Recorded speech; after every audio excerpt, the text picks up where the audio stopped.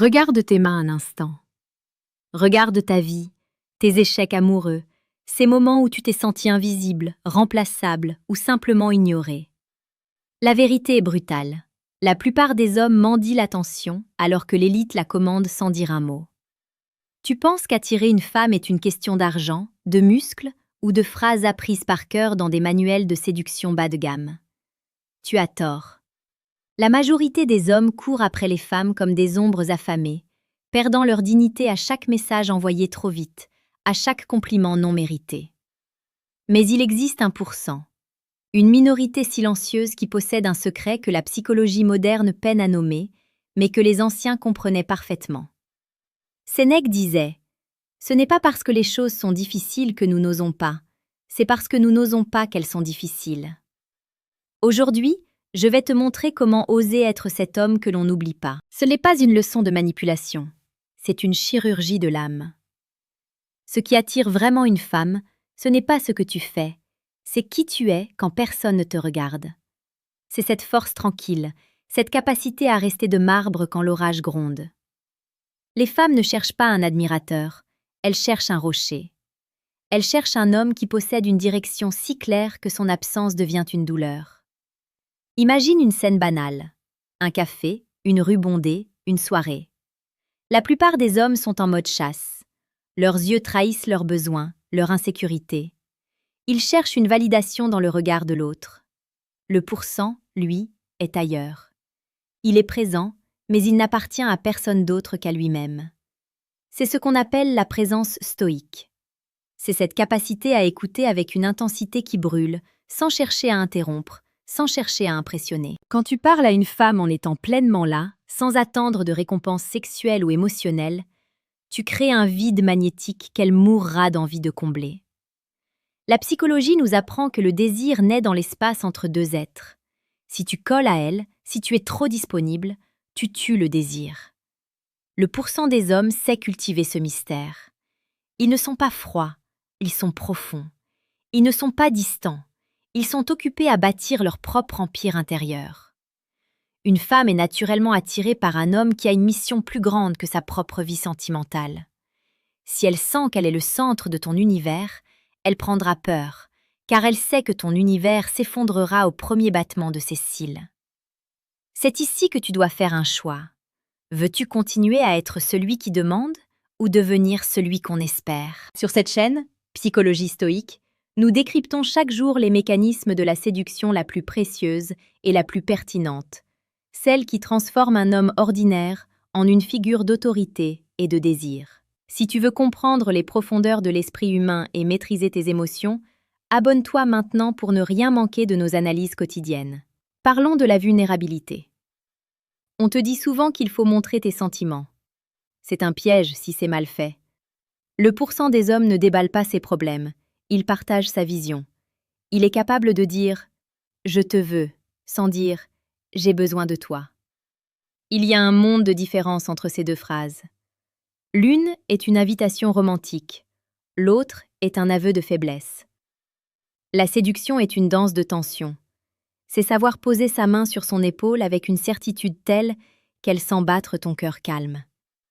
C'est la regarder dans les yeux jusqu'à ce qu'elle baisse les siens, non par peur, mais par reconnaissance de ta force.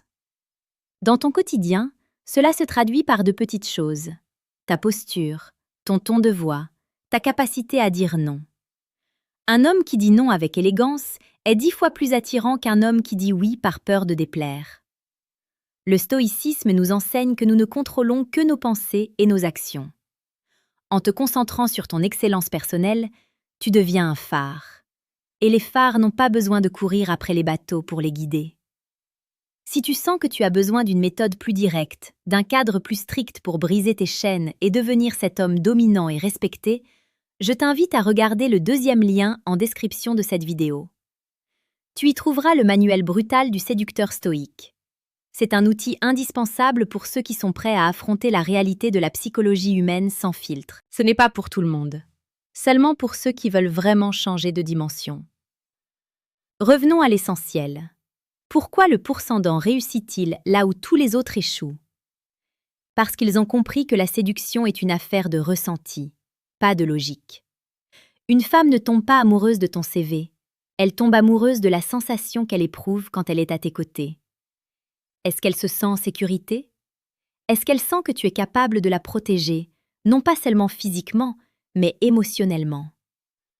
Un homme stoïque ne se laisse pas emporter par ses émotions. Si elle est en colère, il reste calme. Si elle est triste, il laisse sa stabilité. Il ne devient pas un miroir de ses névroses, il reste le cadre dans lequel elle peut s'épanouir. Pense à l'eau. L'eau s'adapte à tout, mais elle finit par user la roche la plus dure. Sois comme l'eau, flexible dans tes interactions, mais implacable dans tes principes. Ne change pas d'avis pour lui plaire, ne sacrifie pas tes ambitions pour une soirée. C'est ce détachement sain qui crée une attraction animale. C'est l'odeur de la liberté qui émane d'un homme qui n'a pas peur de se retrouver seul. Car celui qui n'a pas peur de la solitude possède un pouvoir immense sur ceux qui la craignent. Les femmes sont dotées d'un instinct millénaire. Elles détectent l'insécurité à des kilomètres. Elles sentent l'odeur de l'homme qui cherche à plaire. Mais quand elles croisent le regard d'un homme qui s'appartient totalement, qui ne cherche ni approbation ni applaudissement, quelque chose d'ancestral se réveille en elles. C'est l'attirance pour le leader, pour celui qui peut mener, pour celui qui ne tremble pas devant l'incertitude du destin. N'oublie pas que chaque jour est une opportunité de sculpter ta statue intérieure. La séduction n'est que le reflet de ton travail sur toi-même. Ici, sur Psychologie stoïque, nous t'accompagnons chaque jour dans cette quête de la version la plus haute de toi-même.